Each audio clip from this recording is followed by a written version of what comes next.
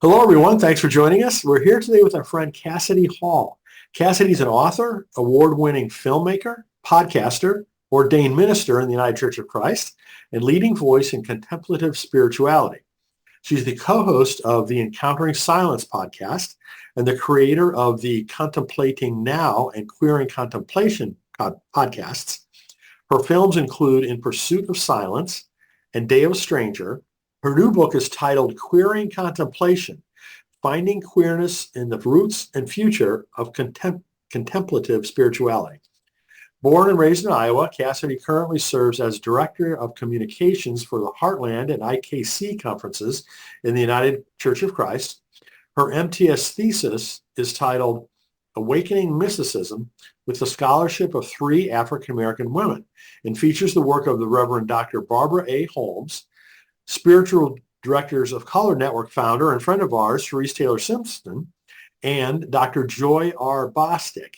Cassidy also served as the Secretary of the International Thomas Morton Society and continues to serve on the board.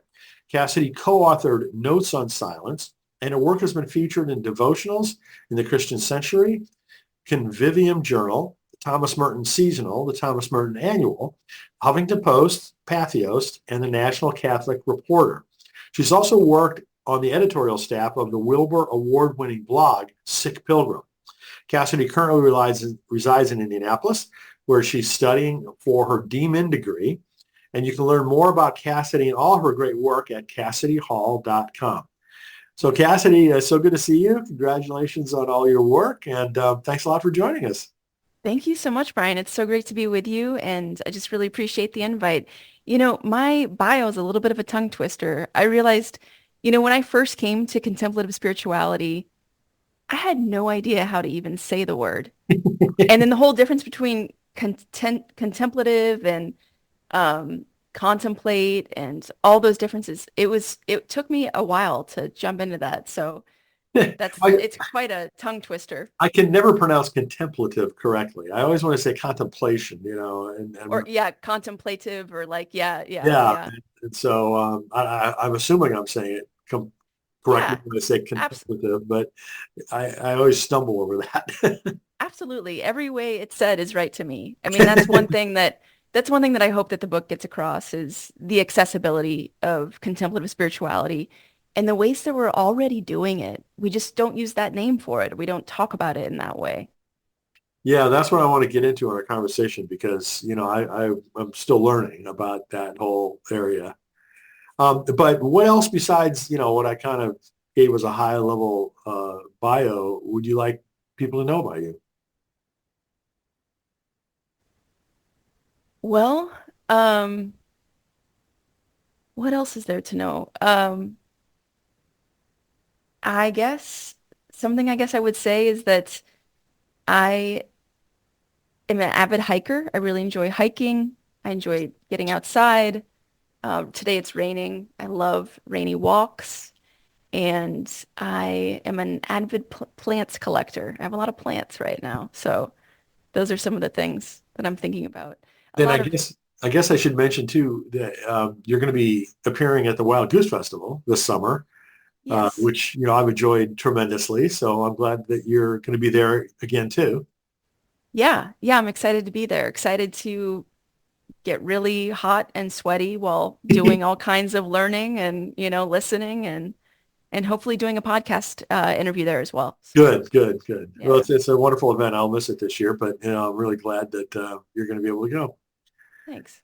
So there are a couple different areas that we'd like to discuss today. First, let's talk about your new book. As I mentioned, the title is Queering Contemplation, Finding Queerness in the Roots and Future of Contemplative Spirituality. So how did that book come about? Wow, how did that book come about? You know what? So you also mentioned my MTS thesis, my Master's of Theological Studies thesis, which was Awakening Mysticism with the scholarship of three African American women. And once I graduated with my MDiv and my MTS, I wanted to write something, but I didn't quite know what it was. So I was kind of adapting my MTS thesis towards a possible book.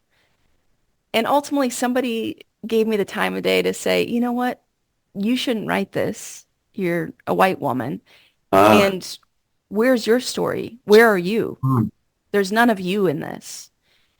And so I sat on that for quite some time, kind of pondering, what is my voice in this world? What is my voice in, you know, studies of mysticism or contemplative spirituality and these kinds of things? And so one of the things I recognized that I potentially had to bring to the conversation that I wasn't hearing very much of, I was hearing some of, but not very much of, was the intersection of LGBTQ folks and contemplative life. Hmm.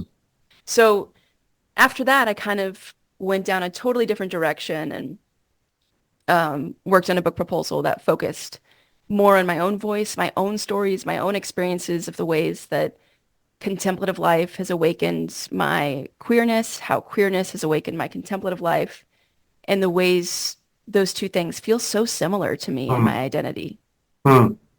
That's very cool. And I mean, I think what you've come up with is something very interesting. As we were talking beforehand, I love books where I'm learning something. So, some of the questions that I'm going to ask are probably a little bit naive and maybe silly for some folks, but I'm just trying to learn, and so Absolutely. one example is the title. Um, Yeah. I've always thought of queer as an adjective, but you're using it as a verb, or using the verb form of the word. Yeah. So can you explain to folks what you mean by queering? Absolutely. Yeah. So, first of all, also there's no silly or naive questions or thoughts, I have We're plenty just of them, we're but friends chatting.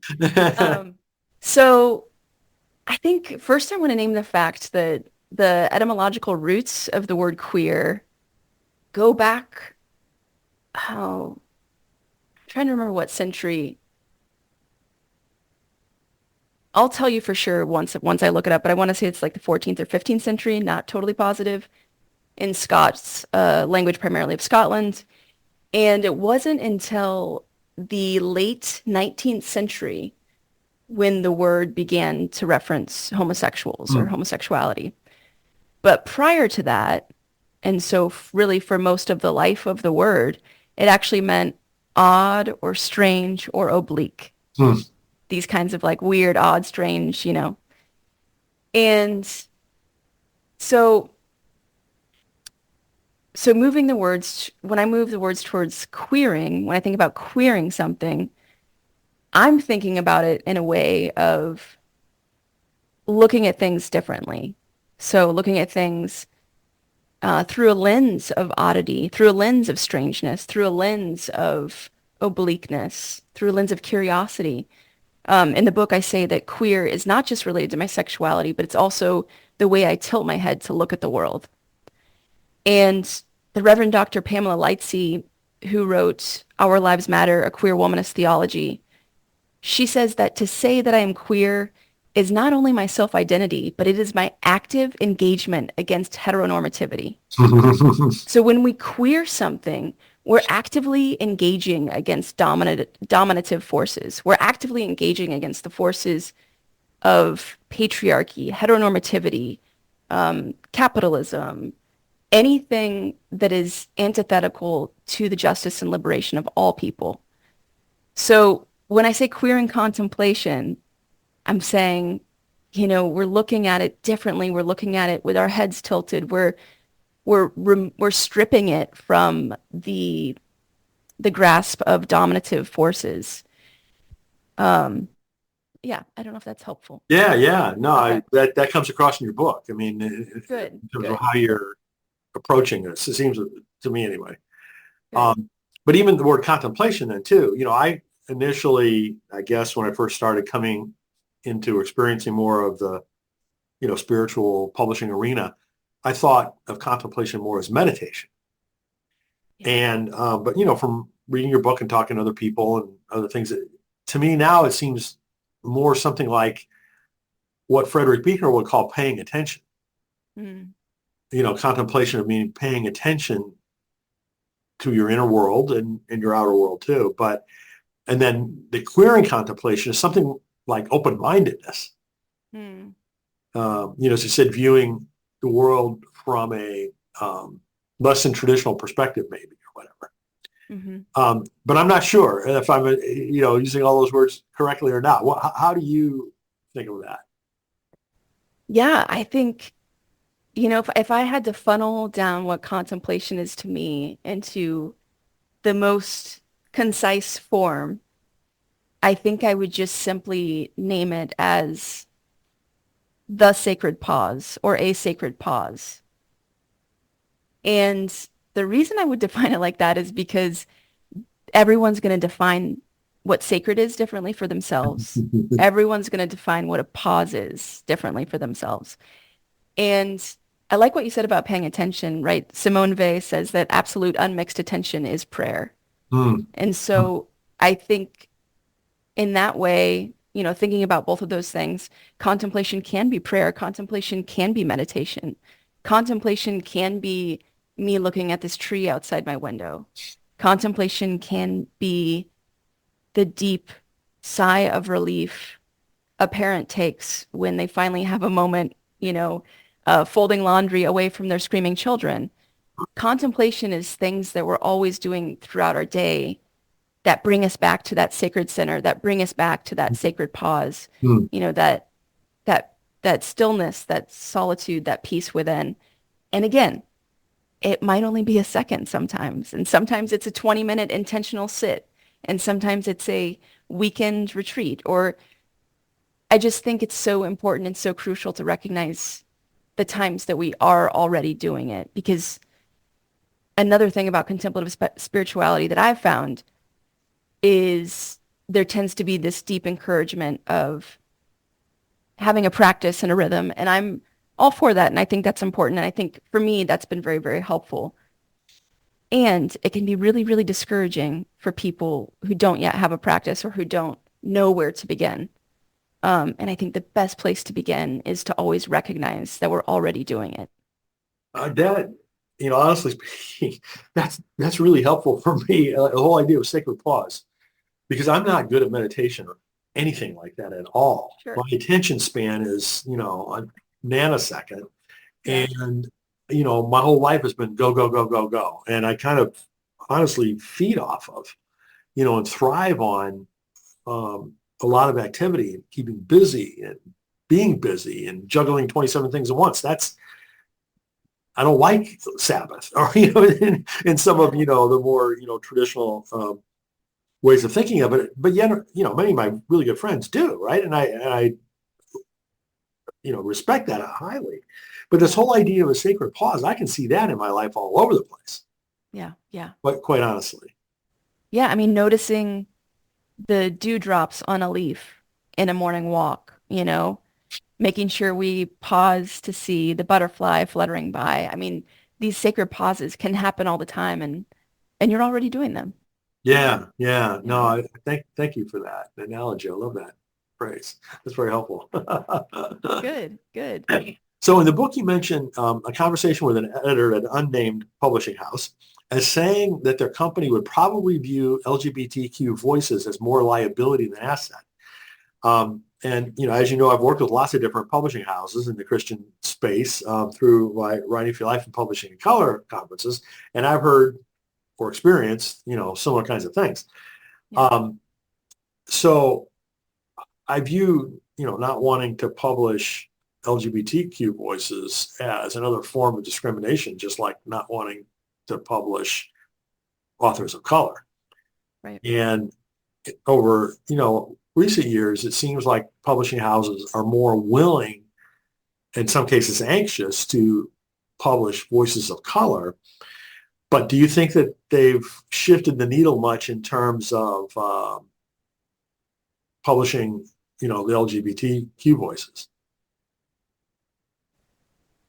I would say yes, and I would say yes, and there's always more that can be done. I mean, there's always more to do, to share. I do think that some publishing houses, maybe also especially in religion, tend to, once they start sharing these voices from the margins, they tend to um, do so in a safe way. They're not they're not necessarily going as bold as I would like to see them go. And I think that, another thing that I think about a lot is the idea that a lot of these books, and I think this is necessary to a degree, a lot of these books are related to that identity rather than the wisdom of the person. Mhm. So I don't know that we can say we've quote unquote made it until we have a combination of a larger amount of the wisdom from people from all different experiences, alongside the relationship of their identity related to their wisdom. And I think, Sure. does that make sense? Yeah, yeah, absolutely. Know what you mean about safe quote unquote publishing.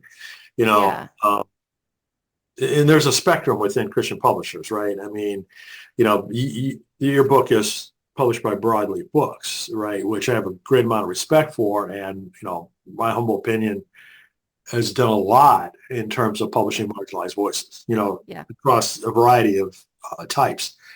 There are plenty of other Christian publishing houses who have not. Hmm. And in cases where, sometimes they do publish, a person of color, it may be, a safe version, as you're saying, as opposed to more controversial, or at least in their neck of the woods. Well, yeah, well, I think by safe, what do I mean by safe in particular? I think I really want to see authors feel totally free. And I can only speak from my experience, so I don't know the experience of a person of color in publishing. Um, but from my experience, I felt very free to express all kinds of things. I mean, I talk about eroticism in the book. I talk about falling in love with a tree. I talk about um, pleasure and play and all kinds of things. And I think that I felt fairly unrestricted. I think and I didn't have any restrictions put upon me. And I think that um, one of the things I think I'd like to see in Christian publishing is just more, just more like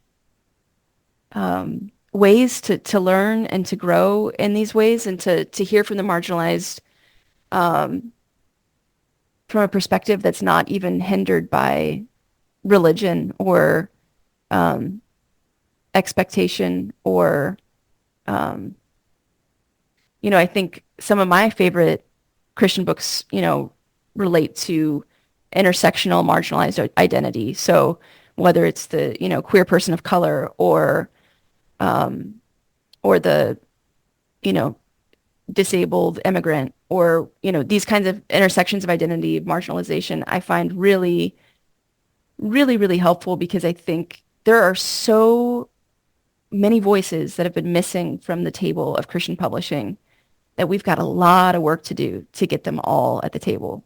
And it's going to take a while. It's going to take a while, and it's going to take a pretty big, shift to elevate these voices in order to equalize their truth, to equalize their brilliance, to equalize, um, you know, all the wisdom that is there that we've been missing for so, so, so many years. Well, that's where I find I learn the most is from people like that, Yeah, that share a background and experience that I don't have. So it's yeah, I'm glad to see people, publishers like Broadleaf, doing more of that. yeah. So another interesting comment that you made in the book is this one. You say, I believe it's finally time to acknowledge that my long obsession with the words and wisdom of Thomas Merton and other status quo contemplatives crowded out other voices and perspectives, other roots of depth, preventing me from hearing them fully, starting with my own. So there's a lot to unpack there. Let's start with what brought you to that conclusion. Yeah, you know what brought me to that conclusion was when I was working on my theological studies thesis, I was learning so much from Black women on the topic of mysticism, um, specifically as it relates to embodied mysticism, which Dr. Joy Bostick talks a lot about, as it relates to the action necessary related to mysticism, which Therese Taylor Stinson speaks a lot to, as it relates to public mysticism, which Dr. Barbara Holmes speaks to. And all of these voices, were fairly new to me. I had come to them mostly, I think, in seminary, but this wisdom has been just not at the top of the pile, so to speak, because by the nature of publishing and by the nature of um, you know, the status quo, wanting to keep the status quo, Thomas Merton's books have been atop this pile, or Bernard McGinn's books have been atop this pile, or Rufus Jones's books have been atop this pile. Um, Largely cisgender straight white men. Um, and so I just recognized, and I dedicated myself. I had a turning point moment in seminary when I took a James Cone class. Hmm. And I believe it was Black Theology and Black Power was the book that just radically shifted things for me. After I read that book, I had this kind of like internal commitment to never write another paper without a voice of color, to and for the primary amount of resources to be people of color, or people of marginalized experiences. And then also just recognizing how quick I was to go to these status quo voices, Hmm. um, who, I mean, many of the voices we still go to, they're not even here. How can they speak to our lifetime? How can they speak to our experiences? Um, so that was kind of a journey to get to that place where, you know, also, as much as I love the words and the insights and the wisdom of Thomas Merton, he also had some problematic things that he said. For instance, um, there's a letter he wrote to an unknown friend, is how it's written. And in that letter, he's responding to someone asking questions about homosexuality. And in that letter, he says something to the effect of perhaps psychiatric help would be of use. Hmm. And these are the kinds of words that have, harmed queer folks for forever. And to hold the wisdom of folks alongside some of these things that are problematic. I mean, I think we need to recognize that, and I think we need to see that. Um, and I think we also need to recognize, okay, maybe there's other voices that can speak to this in a better way, in a way related to my time, in a way related to my truth of innate belonging as a queer person. So that was also kind of a shift for me to to really let go of the status quo and to recognize um, the ways that I've been honestly lazy in scholarship. Hmm. And I think that that's one of the big things is that the marginalized voices are there. They've been there. They've been writing. They've been speaking. But by the nature of, again, you know, greater access to publishing for, um, folks that are, in a dominative groups, unfortunately, those books are more accessible. I mean, literally, they cost less. Some of the books I was using for my thesis, I remember one was $70. Hmm. And it's a brilliant book. It's a wonderful book.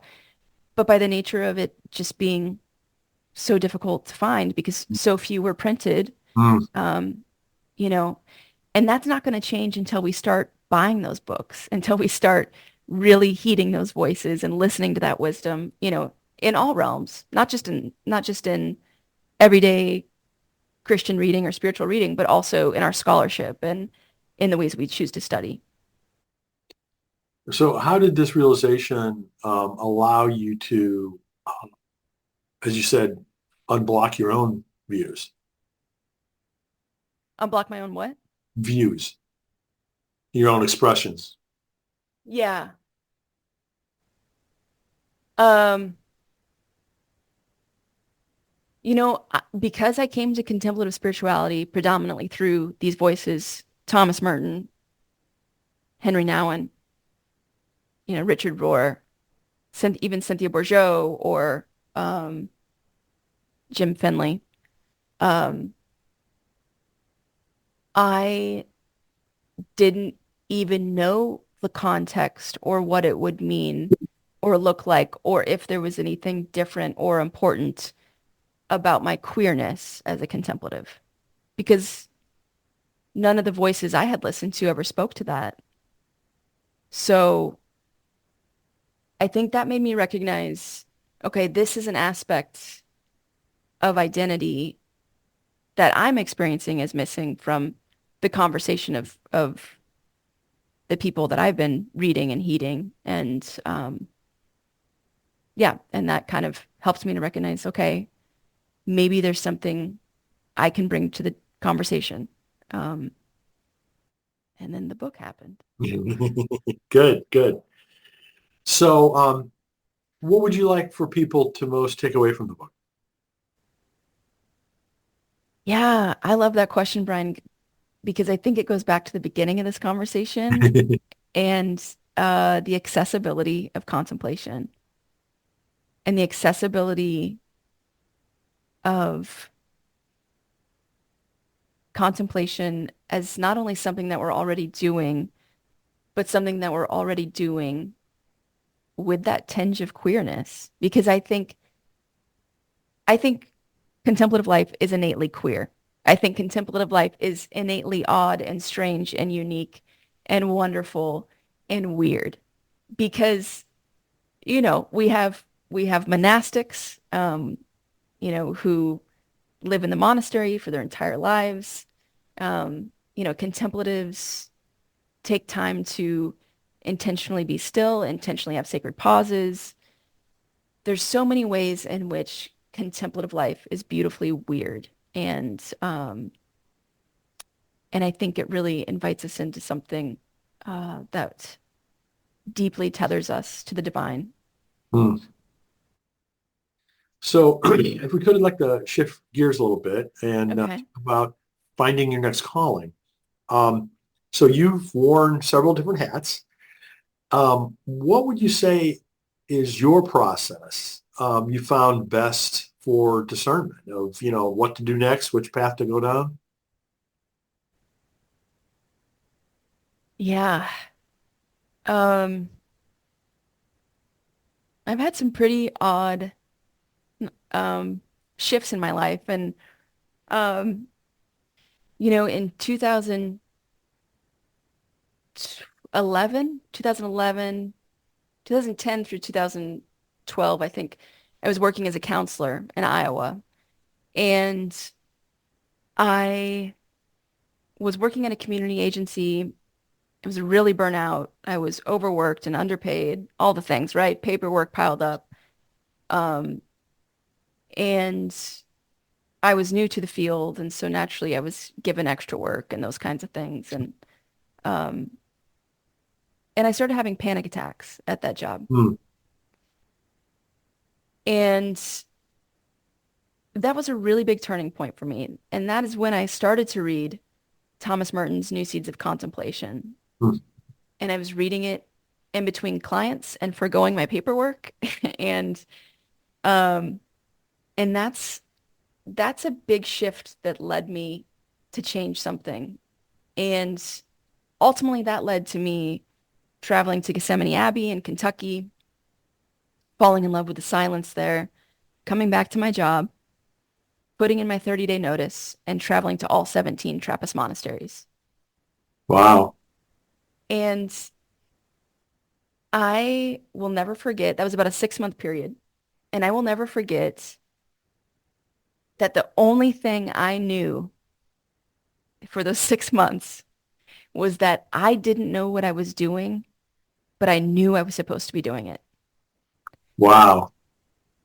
And I remember moments on this trip where I would kind of just feel like, Cassidy, what are you doing with your life? You're spending your savings, you're traveling to monasteries, you don't want to be a monk or a nun. What are you doing?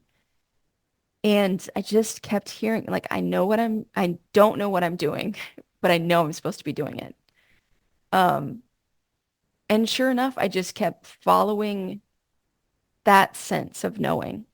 That sense of knowing. It's like when you step towards something and you don't know where your foot's going to land, but you know you have to take the next step. And I knew that was a particular direction of a step I needed to take. I needed to pivot out of that job and take the next step. And ultimately that led to me working in documentary filmmaking in Los Angeles, Hmm. working with someone who was working on a documentary about silence, In Pursuit of Silence was the film we did together. And yeah, and just I kept listening to that voice. Even when I came here for seminary in 2018, I said, okay, I'm going to give this a try. Don't know what I'm doing, but I, I know I'm supposed to be here. This all feels right. And so really listening to that internal instinctual voice. And I think that for women in particular, um, that's something we're often told not to listen to. Hmm. And for me, that's been spirit. That's been um, my connection to spirit, my connection to spirit's voice and embodiment and the ways, we feel about choices, the ways we feel about things. What in our body is the hearty yes. Um, what in our body is the maybe, but let's try. And kind of listening to those internal voices. So, what advice do you have for other people who maybe aren't as far along on their journey toward, being a solo entrepreneur? Well, let me tell you, I haven't quit the day job. The day job is necessary, and I think in particular for creative people, it's so important to have the work that you do in the world. Um, I'm lucky I do work that's meaningful to me. It's, at the conference level for my denomination. And I was ordained in that position as their digital minister.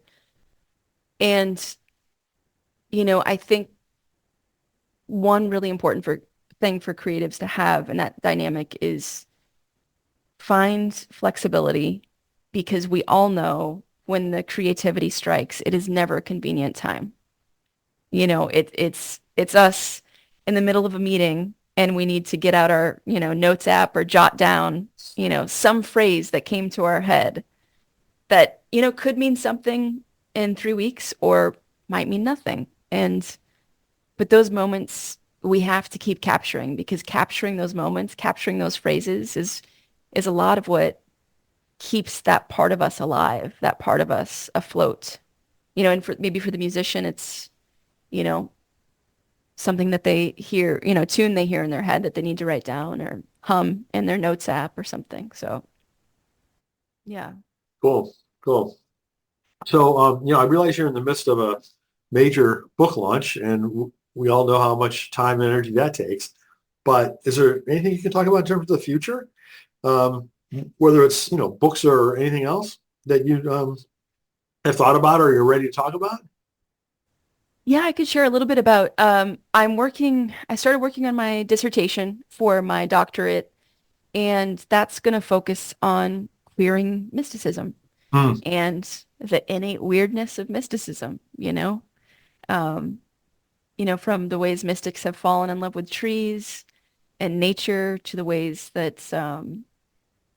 the mystics have really had a lot of erotic imagery with the divine, like St. John of the Cross, and kind of so addressing the mystics of old alongside hearing voices from queer mystics today and kind of putting those in conversation with each other um, is what I'm working on right now. Yeah. Interesting, interesting. Well, we'll look forward to learning more about that when the time is right. Yeah, thank you. Thank you. Well, Cassidy, thanks so much, for spending some time with us. It's really great to do that and to see you again and spend some time. And congratulations on your new book and all of your important work. Um, Again, the title of Cassidy's new book is Queering Contemplation, Finding Queerness in the Roots and Future of Contemplative Spirituality. And go check out more about Cassidy at CassidyHall.com. So Cassidy, again, thanks so much, and best wishes with the book and all the other work. Thanks, Brian. Great to be with you.